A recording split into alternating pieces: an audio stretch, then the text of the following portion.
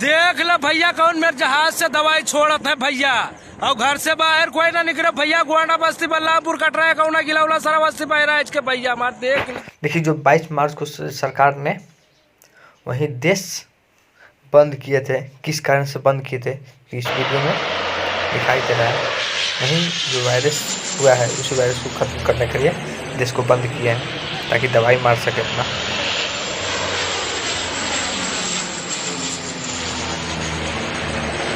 दवाई corona virus का दवा कैसे मारा जा रहा है।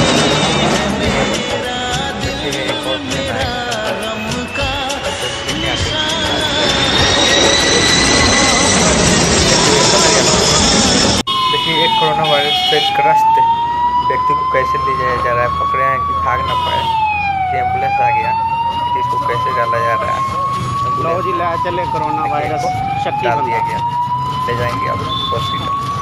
देखिए 22 मार्च को पूरा दवाइयाँ छीटा जा रहा है पूरे देश में, हेलीकॉप्टर के द्वारा और प्लेन के द्वारा भी छीटा जा रहा है। देखिए इसके पहले वाला वीडियो में भी देखे होंगे आप लोग। चलिए हमारे चैनल को सब्सक्राइब ना करें, सब्सक्राइब कर लीजिए।